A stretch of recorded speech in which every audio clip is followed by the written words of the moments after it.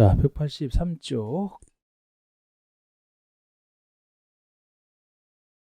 자, 세대 구분형 공동주택이 나옵니다. 세대 구분형 공동주택. 자, 이거는 한 세대짜리인데, 요거를 둘 이상 세대로 구분해서 각각 독립된 주거 생활을 할 수 있게 만든. 그러면 최소 이제 한 군데 살면서 나머지를 임대용으로 쓸 수 있기 때문에 이제 임대 수익이 생기는. 자, 우리 개념을 보시면 공동주택의 내 주택 내분간의 일부를 세대별로 구분하여 생활이 가능한 구조로 하되, 그 구분된 공간 일부를 구분 소유할 수 없는 주택입니다. 나중에 한 세대로 통합해야 되기 때문에 일부를 구분 소유를 하게 되면 통합이 안 되잖아요. 일부를 구분 소유할 수 없다는 게 특징이고, 이거는 공통점이에요. 다음 기준에 적합한 주택을 말한다 해서 종류는 두 가지로 다시 나눠집니다. 기억니은번을 구별할 수 있어야 돼요. 자, 우리 기억번은 이제 처음 건설할 때 얘기고, 니은번은 기존에 건설했던 것을 변경할 때 얘기고. 자, 기억번 건설형. 사업승인을 받아 건설하는, 처음에 사업승인을 받아 건설하는 공동주택을 전제로 합니다. 다음 요건은 모두 충족할 것. 요 건설형이 가번에 세대별로 구분된 각각의 공간마다 별도의 욕실 부엌과 현관을 설치하라 해서 구분된 각각의 공간마다 독립된 주거생활을 할 수 있으니까 우리 욕실과 부엌은 필수라고 했는데, 현관까지 별도로 설치해서 완전히 그 주인과 완전히 별개로 생활할 수 있도록 현관까지 별도로 설치해야 돼요. 현관까지. 그리고 나번에 하나의 세대가 나중에 통합할 수 있어야 되기 때문에 세대 간의 연결문이나 경량 가벼운 구조의 경계부를 설치하라, 이런 얘기도 있고, 다라번이 바로 여기 세대 구분형 공동주택의 단점을 보완하기 위해서 나온 제도가 다라번이에요. 이거는 뭐 세대 구분형은 항상 몇 세대로 사실상 구분해서 몇 세대가 쓰는지 상관없이 무조건 한 세대로 계산하기 때문에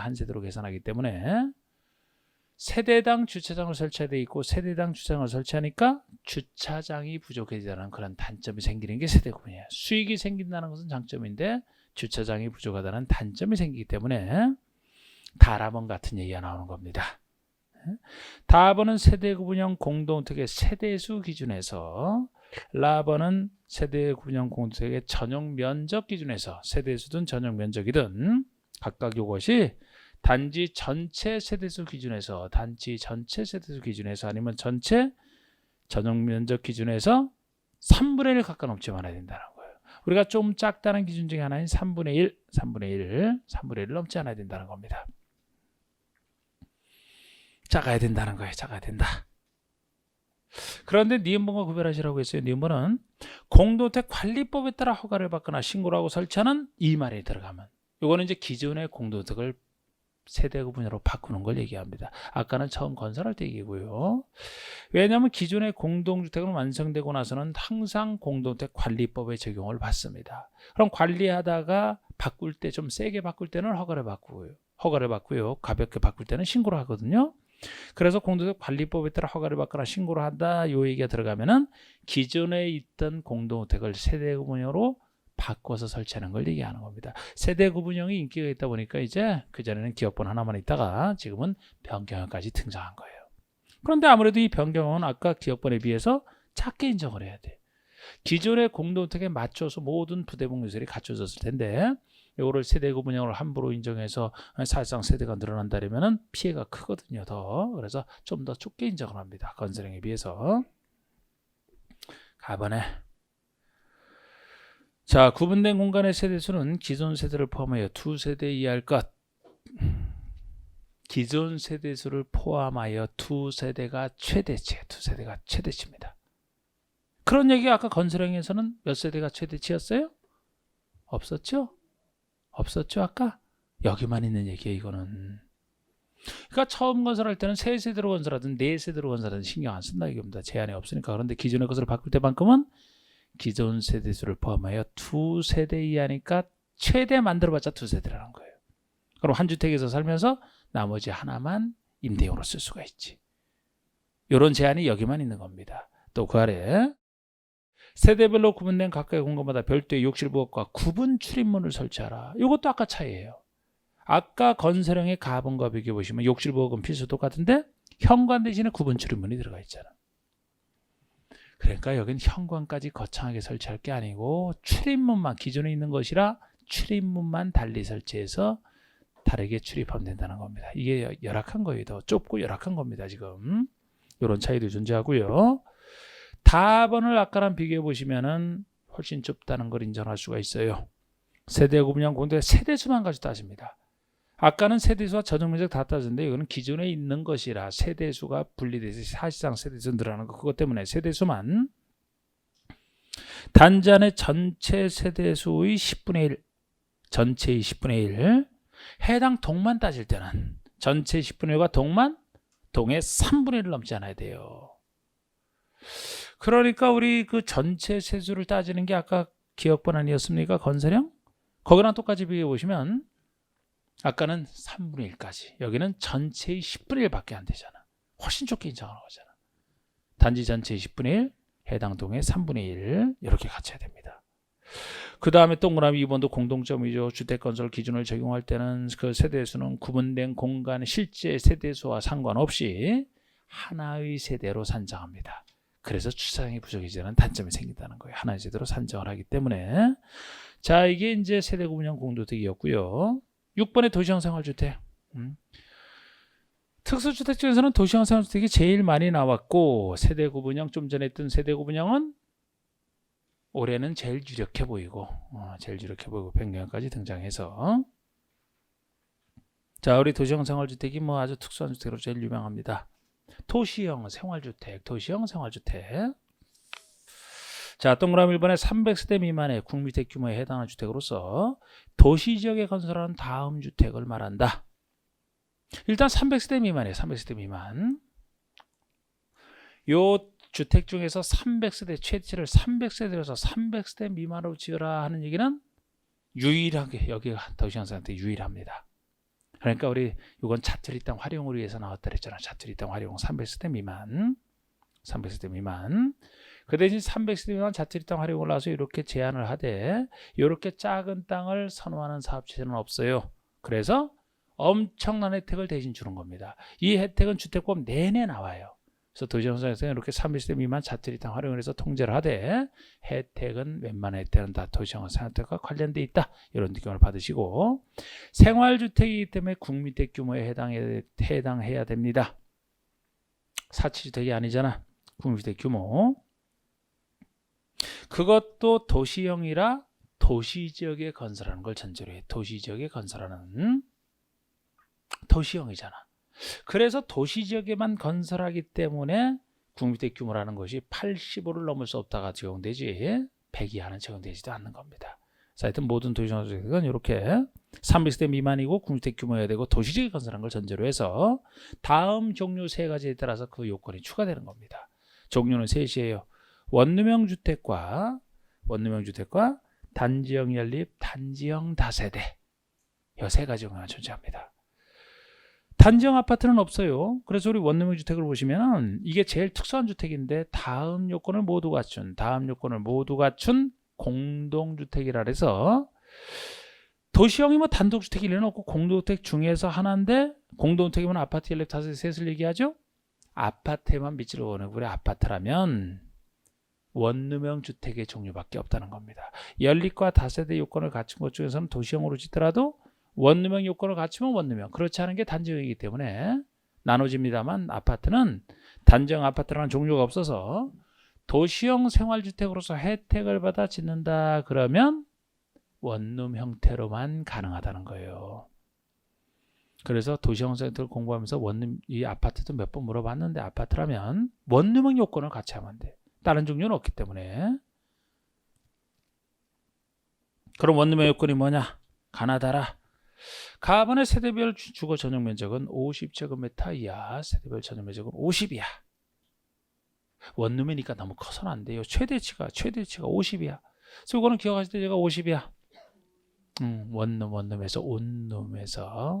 원룸에서 온룸으로 발음을 바꾼 상태에서 50이야. 그래서 아파트가 예를 들어서 60제곱미터 아파트가 도시형 상업적이 될 수가 있어요, 없어요? 될 수가 없단 말이에요. 아파트는 원룸 형태이기 때문에 50을 넘길 수 없다니까요. 그렇게 답해요. 그렇게. 그 다음에 세대별로 독립된 주거가 가능해야 되기 때문에 욕실 부엌을 설치하라. 욕실 부엌을 설치하라. 필수. 그리고 디귿 다번에 욕실과 보일러실을 제외한 부분을 하나의 공간으로 구성하라 그래서 아무리 원룸 형태라도 욕실과 보일러실만큼은 분리를 인정을 하고 부엌은 분리 안 돼요. 욕실은 민망해서 분리를 안 하면 민망해서 그랬잖아. 보일러실은 필수는 아니죠. 중앙난방 할 때도 있으니까 그 대신 개별 난방 한다면 보일러실을 별도로 설치해야 되는데 설치를 한다면 이때는 분리는 돼야 돼요. 안 그러면 배기 가서 다 먹어버려서 큰일 난다 그랬잖아. 그래서 욕실과 보일러실만큼은 제외를 하고 나머지 공간이 하나의 공간으로 구성하라. 이게 원룸 형태가 되는 겁니다. 하나의 공간. 그런데 다만 이 중에서도 주거 전용면적이 30제곱미터 이상이다. 그러면 30제곱미터 이상이다. 그러면 두 개의 공간으로 할 수 있다. 투룸식으로 할 수 있다. 약 절반 이상 30 이상. 50 이하 중에서 약 절반 이상 30 이상. 그러니까 30 이상은 두 개 공간으로 할 수 있다는 겁니다. 그리고 지하층은 세대를 설치하지 않아야 된다. 지상층 해야 된다. 이게 원룸형 요건이에요. 그러면 단지형 연립, 단지형 다세대는 각각 원룸형 주택이 아닌 연립, 아닌 다세대 이렇게 표현을 합니다. 그러니까 도시형 생활주택 중에서 연립과 다세대를 지었는데 원룸형이 아닌 나머지를 다 단지형이라고 얘기를 하고 도시형의 종류로서 둘 다 건축인의 심의를 받았다면 주택으로서는 증수를 5층까지 지을 수 있는 혜택은 둘 다 똑같이 주는 거예요. 원래 연립 다세대는 주택으로서는 증수가 4개층이거든요. 4개층이야.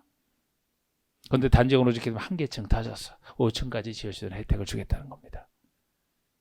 그거 외에도 이제 도시형 산업에 대한 전체적인 혜택을 받고요. 그리고 이게 기본인데 동그라미 번에 공동 건축 금지. 하나의 건축물에 특수한 것과 다른 거 함께 짓지 말라 그런 취지예요. 그래서 원칙은 하나의 건축물 속에 도시형 생활주택이 특수하니까요. 이 도시형 생활주택과 그 밖의 주택을 일반 주택을 함께 지을 수 없고요. 함께 지을 수 없고 같은 도시형 내에서도 원룸형이 특수하다 그랬잖아. 원룸형이 특수하기 때문에 단지형 연립, 단지형 다세대와 단지형 연립, 단지형 다세대와 원룸형 주택을 함께 지을 수 없답니다. 원룸형 주택을 함께 지을 수 없다. 그런데 함께 지을 수 있는 예외 두 가지가 존재해요. 다만 원룸형 주택과 전용적 80호를 초과하는 주택 한 세대는 함께 건축하는 경우와 준주거나 상업지역에서 원룸형과 도시형 외의 주택을 함께 건축하는 경우는 가능하다. 그러니까 일종의 특수한 원룸형 주택과 일종의 주인 세대 아니지만 주인 세대 같은 주택 한 세대는 가능해요. 어디서나. 그래서 큰 85를 초과하는 한 세대까지는 어디서나 설치가 가능하고 일종의 주인 세대. 준주거나 상업지역은 토지 용도를 높여야 되는 땅이기 때문에 준주거나 상업지역에서는 원룸형 주택과 도시형 상업주택 외의 일반 주택을 세대수에 상관없이 지을 수가 있어요. 세대수에 상관없이 지을 수가 있습니다. 예외. 그리고 이제 7, 8, 9가 시행되지 얼마 안 된 건설 의무와 관련된 주택 세 가지를 얘기해요. 7번보다는 8번이, 8번보다는 9번이 좀 더 돈이 많이 들어간 주택이라 의무형에서 이제 그렇게 좀 더 좁혀집니다. 자, 뜻 자체는 간단해요. 건설 의무와 관련해서 좀 한번 살펴보세요. 7번의 에너지를 현출하는 주택은 에너지를 절약하는 형태인 것만큼 그만큼 환경에 도움이 되는 친환경. 1번의 저에너지 건물 조성 기술 등을 사용하여 에너지 상량을 절감하거나 이산화탄소 배출량을 저감할 수 있도록 건설된 주택을 말한다. 무조건 그냥 에너지 사용량을 줄이고 이산화탄소 배출량을 줄일 수 있도록 건설된 주택이면 다 에너지 절약형 친환경 주택입니다. 에너지만 절약하는 형태예요. 그 기술이 있어 그걸 써야 됩니다. 근데 우리 건설에 보시면 사업체가 사업 승인을 받아 공동주택을 건설하는 경우에는 에너지 절약형 친환경 주택으로 건설해야 된다. 사업 승인 대상인 공동주택이면 다 의무예요. 그러니까 주택법에 따라 기본적으로 짓는 게 사업승인받아 짓는다라고 했잖아요. 그러면 공동주택이라면 원칙이 30세대 이상, 일정한 경우는 50세대 이상부터 사업승인을 받는 건데, 사업승인 대상 즉 주택법에 따라 짓는 공동주택이라면 지금부터는 에너지 절약형 친환경 기술을 써야만 된다는 겁니다. 이 시대로 건설해야만 돼요, 사업체가.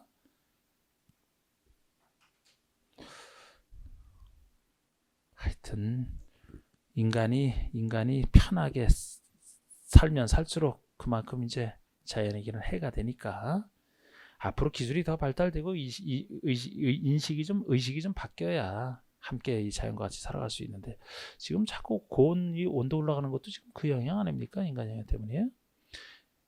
여러분 게장 좋아하시나? 게장? 그런 거 간장게 좋아해요? 알이 꽉 찬 게 좋아요? 알이 없는 게 좋아요? 알이 찬 게 좋다고 막 난 그 쇼핑 거기서 나오는 거 보면 알이 꽉꽉 찬 거를 잡아가지고 해서 막 이런 선전할 때마다 아주 불쾌해. 예? 아니 왜 알뱅 걸 그렇게 좋아합니까? 그렇게 아무리 맛있어도 그렇지. 아주 그런 거 볼 때마다 불쾌해서 그냥 막 다 돌려 그냥. 응? 아니 사람도 임산부를 보호해야 되지. 아니 똑같잖아 다. 비난 가능성이 달라지잖아요. 그러면 역시 동물도 마찬가지지. 알뱅 것일수록. 근데 왜 그런 걸 자꾸 먹자고 하는지. 간장게장뿐만 아니야. 또 알이 꽉 차면 그걸. 근데 내 그 기사를 보니까 어제 기사인가? 서해안에 그 개가 그렇게 한 3분의 1로 감소가 됐대. 어획량이. 예? 예. 그래갖고 지금은 이 개를 뭐 이런 통 속에다가 몇 개 설치해놓고 그 안에다가 이제 일부러 알 가진 개를 넣어가지고 지금 이제 산란을 시킨다는 것이. 아니 글쎄 알 가진 것만 안 잡으면 돼요. 안 잡으면 지네들이 알아서 잘해. 왜 돈 싸고 그렇게. 그만큼 어획량이 확 줄어드니까 이제는 인공으로라도 좀 부활시켰다 이겁니다. 그래서 그런 사업으로 이제 돈을 들여서 또 한다더라고. 그러니까 그 쭈꾸미인가 그것도 뭐 쭈꾸미 할 때도 그 알이 막 쭈꾸미 낚시를 가면 난 그 알 산란기는 아직 확실하게 이거를 좀 했으면 좋겠어요. 그래. 그리고 공공에서 방송할 때도 누가 알 가진 거 맛있는 거 모르나 그런 걸 자꾸 조장하는 거 좀 하지 말고 전체적인 합의를 통해서. 그러면 충분히 더 먹을 수 있잖아. 먹지 말자는 게 아니고. 응? 그럼 가격도 좀 낮춰가지고 서로 좋잖아 서로.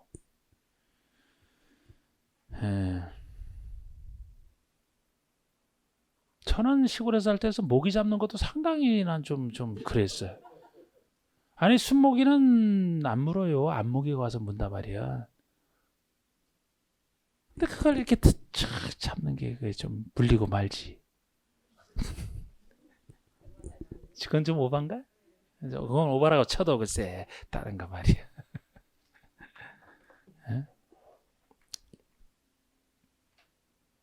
그래서 이런 것도 에너지랑 신앙이 어떻게 얼마나 좋습니까? 이런 게 더 써야 돼 이런 것도. 그래서 사업 승인 대상이면 다 됩니다. 근데 이거보다는 좀 더 비싸게 들어가는 게 건강 친화형이에요. 건강의 친화된 형태이기 때문에 단순 에너지 절약형보다는 건강 친화형이 당연히 더 좋은 거 아닙니까? 건강하고 쾌적한 실내 환경 조성을 위해서 실내 공기 오염 물질을 최소화할 수 있도록 건설해 주택. 실내 공기 오염물질 최소화랑 관련된 것이 다 건강 친화형이에요. 그래서 건강 친화형 주택을 짓게 되면 세집증 호구는 있을 수가 없어요. 예를 들어 실내 건축을 할 때 소나무나 이런 거 쓴다라든지 황토를 쓴다라든지 그런 걸 의무적으로 써야 이제 실내 공기 오염물질이 최소화되거든요. 건설을 보시면 500세대 이상이 아까 사업 승인돼서 500, 1000 이렇게 나갑니다. 500세대 이상이면 500세대 이상의 공동주택을 건설할 때는 친환경 건축자재 사용 등 건강 친화형 주택으로 건설해야만 된다는 겁니다.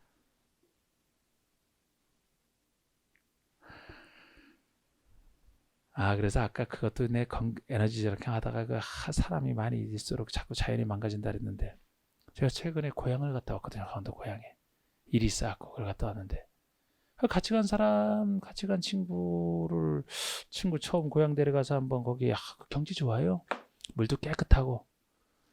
근데 거기를 우리 여기서 참 이 절벽 같은데 막 여기서 그 아래 경치 좋고 여기서 우리 수영하면서 했다면서 그 데려갔는데 와 물이 이건 뭐 옛날 물이 아니에요. 어떻게 변해도 그렇게 근데 그 전에 아무것도 없는 곳이었는데 거기가 여기저기 다 그냥 펜션이 엄청 들어가 있어요.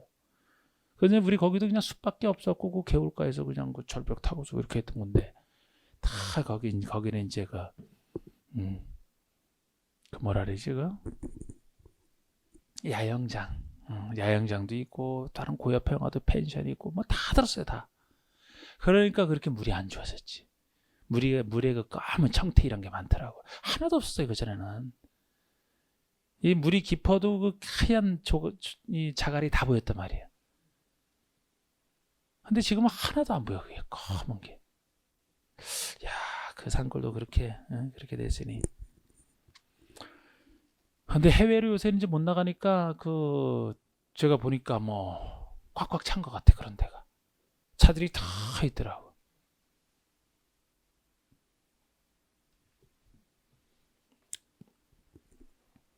그 사람들이 뭐 여행을 가든 말든 여러분들은 그냥 열심히 공부만 이렇게 하면 되는데 그지? 올해는? 남들 여행 가는 거 하나도 안 부럽죠? 공부하는 게 얼마나 신선도름이야 그죠? 자 500세대 이상일 때 건강 질환으로 재야 됩니다. 장수명 보세요. 장수명. 수명 앞에 길장자를 붙였어요. 긴장자로. 그러면 수명이 긴 주택 100년 이상 쓰겠다는 주택을 생각하시면 돼요. 그래서 구조적으로 오랫동안 유지 관리될 수 있는 내구성을 갖추고 입주자 필요에 따라 내부주를 쉽게 변경할 수 있는 가변성과 수리 용이성이 우수한 주택을 말한다. 그래서 오랫동안 쓸 수 있는 내구성 그리고 오랫동안 쓰다 보면은 쓰는 사람이 지겨워할까봐 내부주를 쉽게 밟을 수 있는 가변성도 뛰어나고 잘 망가지도 않지만 망가져도 수리 용이성이 뛰어난 이게 이제 장수명 주택이에요. 지금까지 우리 아파트 같은 경우는 주로 내력벽을 중심으로 해서 이렇게 내력벽에 무게를 둬서 건설을 했기 때문에 벽을 바꾸다가 큰일 나거든요. 그죠? 그래서 이렇게 가변성 뛰어나지 않은데 지금 이런 장수명 주택은 기둥에 중심을 두는 거야. 기둥을. 아파트 질 때 큰 기둥에 중심을 두고 벽에 중심을 두지 않아요. 그러니까 벽 같은 거 쉽게 바꿀 수가 있어요. 근데 돈이 많이 들어가지. 유럽 아파트는 다 이렇게 이 장수명입니다. 그런 게. 우리가 좀 그랬지. 이제 이거 도입된 거예요. 그래서 요거는 장수명 주택의 건설 기준 보시면은 기억번에 인증 제도가 있는데 나번에 4가지 등급의 인증 제도가 있거든요. 최우수, 우수, 양호, 일반. 제일 떨어지는 게 일반인데 현재 니은번 보시면 사업주체가 1000세대 이상 주택을 공급받고자 하는 때는 1000세대 이상 주택을 공급받고자 하는 때는 일반 등급 이상의 등급을 인정받아야만 됩니다. 그러니까 이제는 1000세대 이상의 공동택을 짓는다 그러면은 최소한의 장수명 주택으로 져야 된다. 일반 등급을 인정받아야 되기 때문에 그렇게 보시면 돼요. 이것도 이제 일반이 아니고 우수 등급 이상을 받게 되면 그에 따른 이제 혜택이 있습니다. 그런 식으로 돼 있는 거예요. 자 이제 이 주택 다였습니다. 그럼 이제 준주택 보세요. 준주택이면 주택에 준하는 거. 그러니까 주택 아닌 것 중에서 주거시설로 이용하는 게 준주택인데 주택 외의 건축물과 그 부속 토지로서 주택 아닌 것 중에서 주거시설로 이용 가능한 시설을 말한다. 종류에는 오노, 닭이 4가지가 존재해요. 준주택에서는 오노, 닭이 커피가 좋아요, 닭이가 싫어요, 오노, 닭이 이렇게 했던 거. 오노, 오피스텔. 또 오노에 또 강조한 나머지 또 영어로 오, 노 찾지 말고 오피스텔의 오, 노인복지의 노, 다중생활시설의 다, 기숙사의 기, 오노, 닭이 4가지가 준주택이 되겠습니다. 이제 주택이 끝났고 그러면 주택조합. 자 우리 주택조합이다 그러면 이제 사업체계 하나의 뜻 주택조합이면 많은 수의 구성원의 주택을 마련하거나 리모델링 하기 위해서 결성한 다음에 조합을 많은 3가지가 있어요. 지역, 직장, 리모델링. 지역, 직장, 리모델링. 아이고 아까 3개 잡아놨던 거 없어졌구나. 자 그럼 주택조합은 자, 3종류로 지역과 직장 리모델링과 지역과 직장 리모델링으로. 근데 지금 이 3조합으로 나눠지지만 항상 지금 읽었듯이 지역과 직장이 내 집 마련을 위해서 가입하는 것이고 리모델링 조합은 내 집 마련하고 그냥 말 그대로 리모델링을 해서 가입하기 때문에 지역 조합을 결성하는 목적은 내 집 마련 또는 리모델링 둘 중에 하나입니다. 근데 근데 리모델링은 기존의 공동택 소유자가 리모델링을 해서 가입하는 것이기 때문에 요것과 다르죠. 내 집 마련은 기본적으로 집 없는 사람이 내 집 마련을 해서 이건 있는 사람이 리모델링 하기 위해서잖아. 그래서 마련한다는 얘기는 뒤에 보시면 이제 주택을 건설해서 조합택을 건설해서 이 건설한 조합택을 공급받아야 내 집 마련이 되거든요. 그래서 일단 지금 뜻을 하고 있지만 나중에 주택조합 파트에서는 항상 이거를 구별해서 셋에 공통되는 것도 있지만 기본적으로 어떤 규정, 건설 공급에 관련된 규정이면은 리모델링은 적용이 안 돼요. 취업과 직장만 적용되는 겁니다. 리모델링은 건설 공급과 관련이 없다 그랬잖아. 여기서 예외적으로 건설 공급과 관련된 규정이라면 세대수 증가형만 예외적으로 있을 수가 있죠. 보통 리모델링은 여기랑 관련이 없다 그랬잖아. 그래서 여기에만 적용되는 거, 여기만 적용되는 거 구별하는 게 기본이 되는 겁니다. 여기 뜻에 따라 그래요. 그리고 그럼 지역은 다음 구분에 따른 지역에 거주하는 주민이 주택을 마련하기 위해서 가입하는 건데 다음 구분 지도 생각하면 되는 거 광역교통망을 생각해서 1번에 서울, 인천, 경기도 안에 서울특별시와 인천광역시가 존재하기 때문에 이 사람들은 지역조합을 가입할 수 있어요. 그래서 어느 한 곳에 이제 조합택 지어서 분양받고 거기 살면서 주택은 충분히 가능하기 때문에 예를 들어 서울특별시와 강원도민이 지역조합을 만든다면 틀리죠. 서울, 경기, 인천만. 그 다음에 2번 대전, 충남, 세종. 충남 안에 세종시와 대전시가 존재하기 때문에 이 사람들은 같이 가입이 가능하고 충북은 충북 사람끼리만 가능하지 다른 사람과 안 됩니다. 광주와 전라남도 전남 안에 광주 있으니까 그렇게만 생각하시면 되고 전북 사람끼리만 대구와 경북 안에 대구 있으니까 그다음에 부울경 나오잖아요. 경남 안에 부산 울산 있으니까 경북이랑은 안 되고요.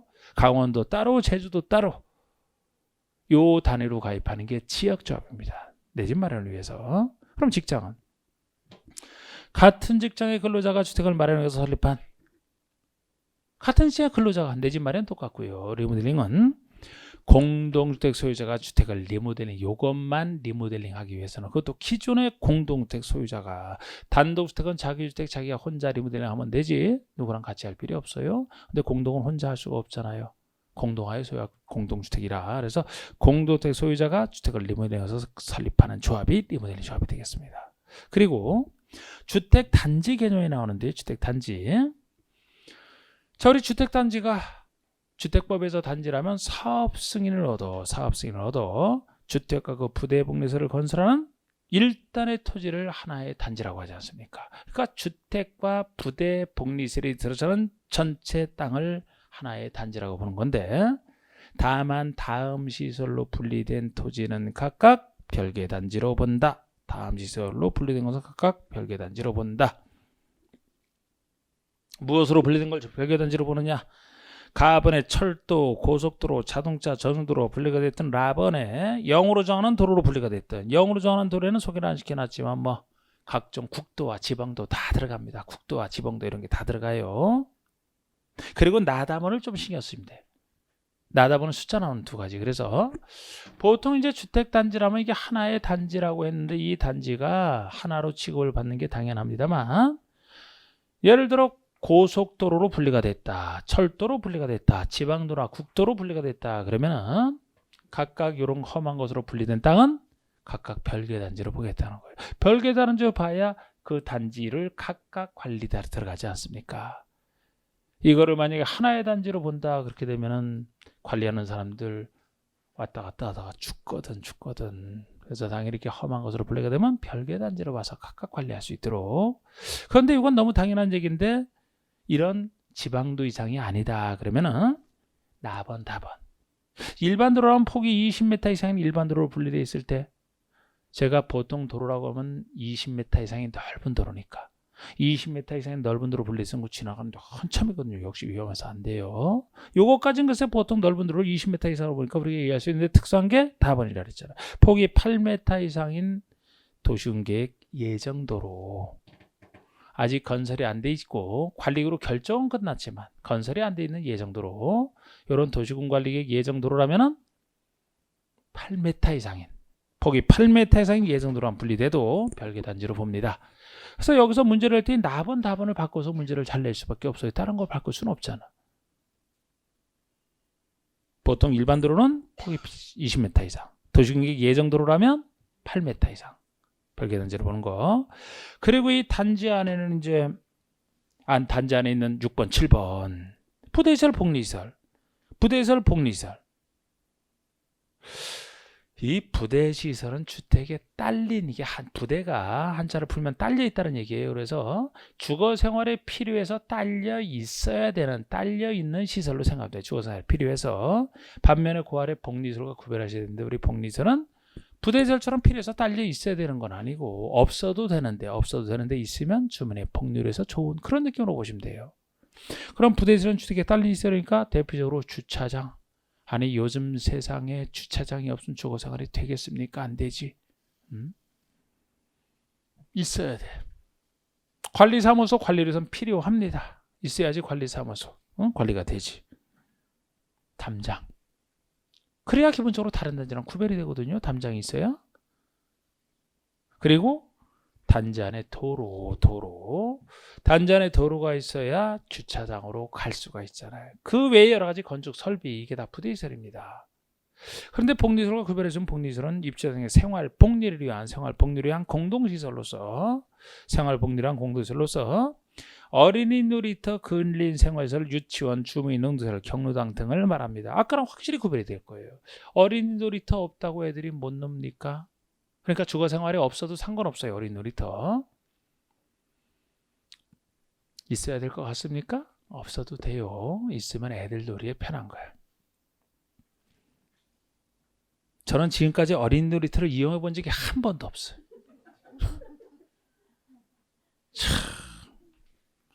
온통 그냥 산과 강이 제 놀이터예요. 그냥 없잖아 이런 거. 어린이 놀이터 없어도 생활하는데 지장 없다는 거예요. 있으면 편한 거지. 사실 제가 이거 얘기하면서 그랬잖아. 애들이 노는 데 있어서 글쎄 없어도 되지만 노는 데 있어서 어린 놀이터가 없어서 못 노는 게 아니고 누구 때문에 못 놀아요? 엄마 때문에 못 논다니까. 맨날 학원 가라니까. 근린생활시설. 아파트 내 상가. 없으면 좀 나가서 사오면 되지. 있으면 편한 거지 그냥. 유치원.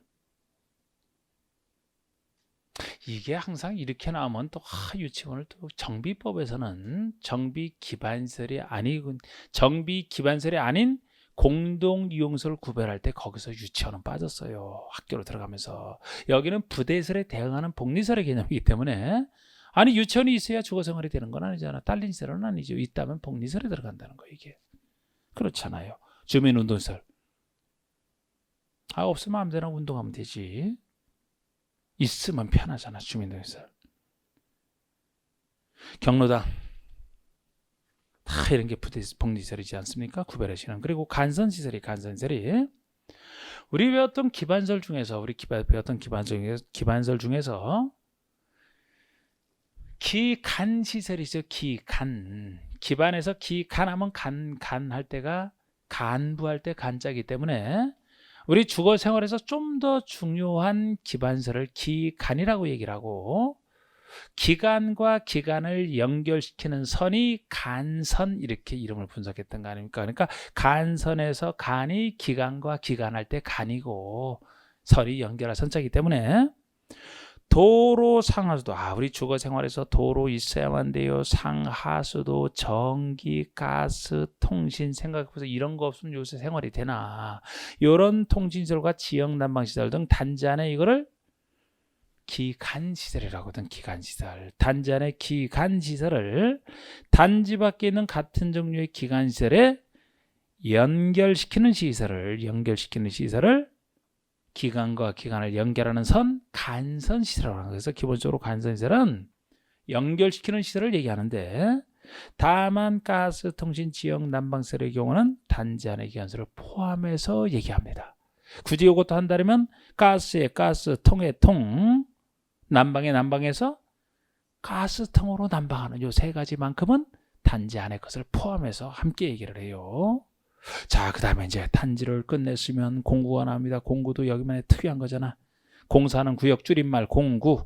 하나의 주택단지 둘 이상으로 구분되는 일단의 구역을 각각의 공구라고 합니다.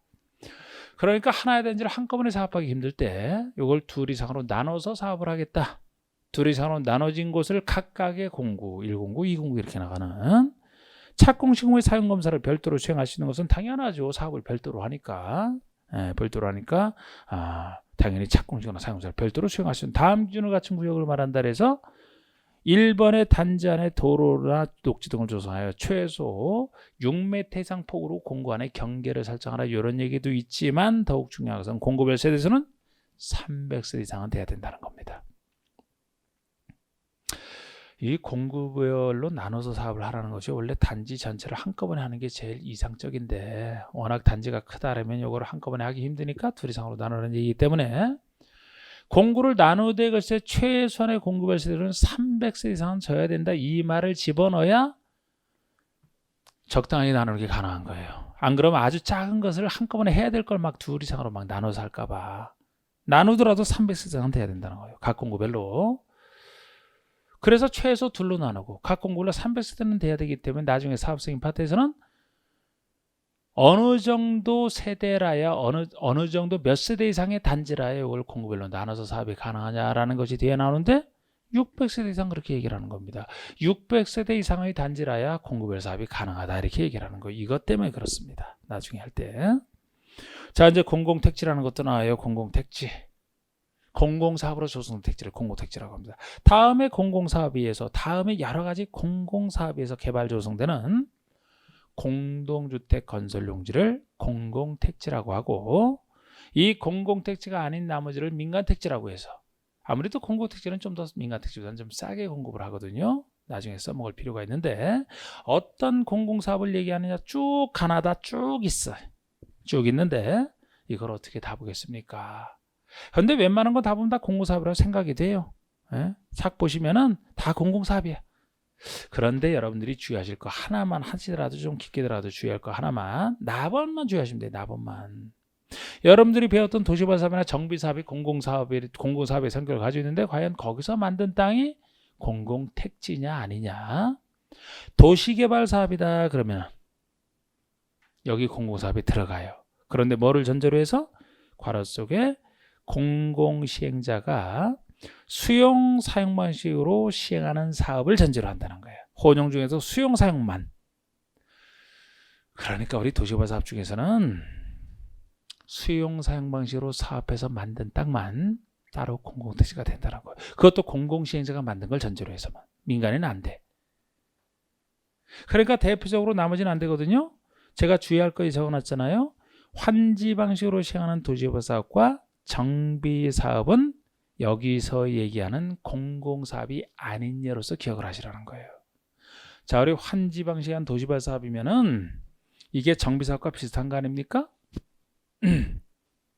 뭐 도시개발 사업이나 정비 사업 자체가 원래 공공성 있는 사업이라고 했는데 공공택지 개념에 쓰이는 공공사업에서는 빠진다는 거예요. 사실 환지 방식으로 도시개발 사업 한다면 환지 방식으로 만들어진 땅을 조합원에게 주는 거죠. 거기 참여한 토지 소유자 기존 조합원에게 주는 거잖아. 이걸 다른 사람에게 공공택지로 분양하는 게 아니고 그래서 그 자체도 도심계획 사업에 속하긴 하지만 공공택지 개념에서 빠진다 이거예요. 그래서 정비사업도 그렇잖아. 정비사업도 정비사업으로 조성된 땅을 누구에게 따로 분양하는 게 아니고 이거를 그곳에 있는 토지 등 소유에게 주는 거 아닙니까? 그래서 환지 방식의 사업과 제가 정비사업은 비슷하다 그랬죠. 그래서 여기 공공택지 공공사업에서는 이건 아니야. 이건 아니야. 당사자에게 주는 것들이지 따로 공급하는 게 아니거든요. 굳이 한다면 그 정도까지.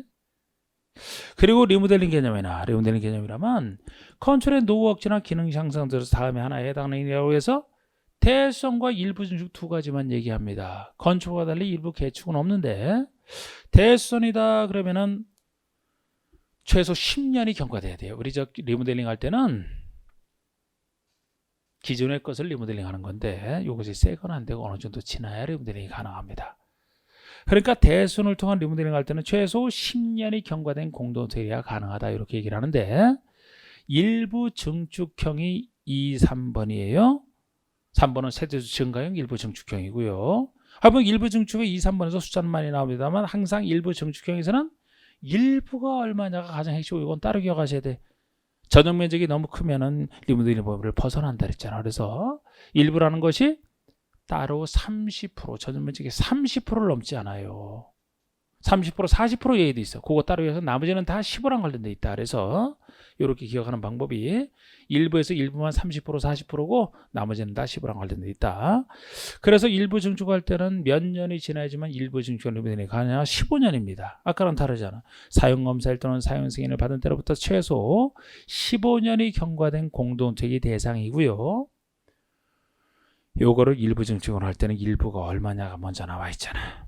각 세대의 전용 면적의 30% 이내에서 전유 부분을 증축하는, 다 전유 부분만 얘기하는 거 똑같고요. 공유 부분은 별도로 그때에서 할 수 있고, 보통 30%를 넘지 않는다는 겁니다. 일부가 30%예요. 그런데 이것도 괄호 속에 전유 면적이 만약에 85 미만이다. 그러면 상대적으로 조금 작기 때문에 좀 더 넓게 40%까지 가능해요. 보통은 30%, 85 미만은 40%까지 요거 따로 기억하셔야 되고, 그 다음에 기능에서 공용 부분은 별도로 가능하고요. 동그라미 3번의 세대를 증가한다면 증가하는 부분이 얼마까지 증가하느냐, 너무 증가시켜도 안 되거든 이게. 그래서 각 세대의 증축 가능 면적을 합산한 면적 범위 내에서 기존 세대 수의 15% 이내에서 세대를 증가하는 증축 행위를 얘기합니다. 기존 세대의 15%가 한도예요. 세대수 증가하는 수가 15% 한도 내에서. 다만 이때도 수평으로 늘리는 게 아니고 수직으로 올린다는 위험성 때문에 수직으로 증축한다 할 때만큼은, 즉 수직 증축을 리미트를 할 때만큼은 다음 요건을 모두 충족하는 경우로 하나한다 해서 최대 3계층 이하로서 0으로 정하라.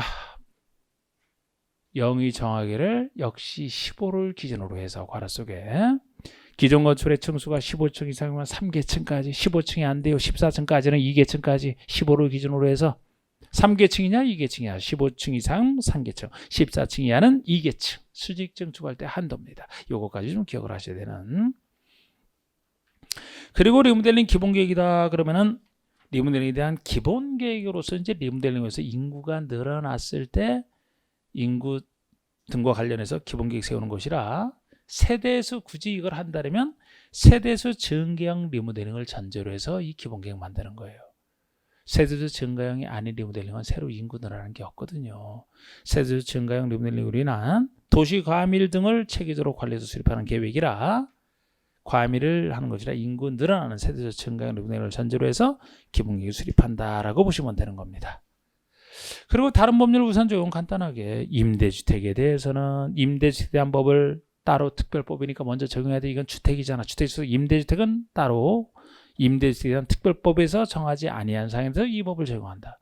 임대주택에 대한 특별법이 있거든요. 그럼 그 법을 먼저 적용하고 없는 내용에 대해서 주택법을 적용한다. 주거환경 정비에 대해서는 정비법이 특별법이니까 정비법으로 정한 사항이 있으면 그걸 먼저 적용하고 정비법으로 정하지 아니한 사항에 대해서 이 법을 적용한다. 이렇게 나가는 겁니다. 자, 사업주체 보시면 주택건설 중에서 이제 먼저 사업주체에서 여러 사업주체가 있습니다만 양가리 이번에 등록과 비등록 구별하는 거, 등록과 비등록 구별하는 거. 자, 먼저 등록한 사람을 등록사업체라고 하고 등록 안 해도 사업체가 되는 것을 비등록이라고 하는데, 일단 민간인 못 믿어서 민간인들은 못 믿기 때문에 등록 기준을 갖춰 등록해야지만 믿어주겠다는 거예요. 큰 사업하는 주택법이라 취지가 그렇습니다. 그래서 민간인 중에서 등록한 사람을 등록사업체로, 그럼 공공등은 등록할 필요 없고, 먼저 방가를 1번 보시면 등록사업체가 나와 있는데요. 연간 어느 정도 사업을 할 때 등록해야 되는지가 나와 있습니다. 사업 승인 대상과 달라요. 이거는 사업 주체가 되기 위해서 하는 얘기거든요. 1년 동안의 연간 이 말이 붙어 있어요. 나중에 사업 승인 대상에서는 사업 1회당 규모입니다. 1년이 아니고 여긴 연간.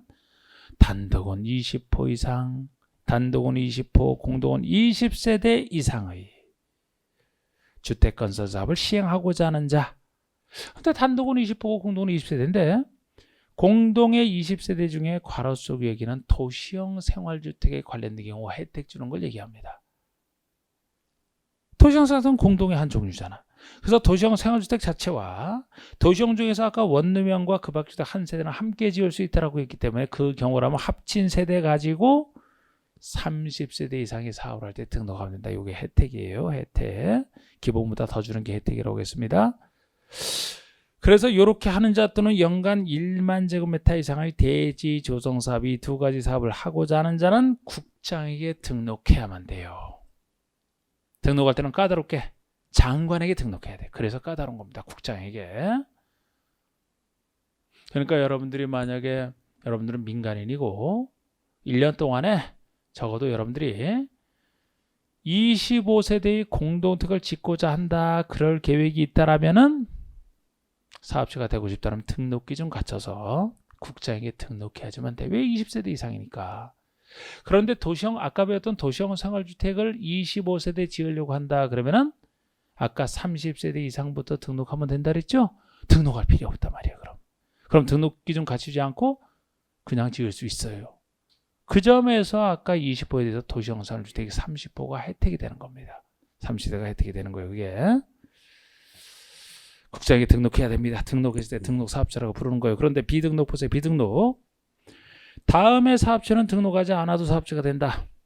등록하지 않아도 사업체가 되는 경우 1번 국가지자체, 2번 토지주택공사, 3번 지방공사 이렇게 4번 공익법인까지. 보통 국가에서부터 지방공사를 공공사업체로 보는데 거기 공익법인까지도 이제 공익을 위한 법인이니까 등록 안 해도 사업체로 인정해 주겠다는 거예요.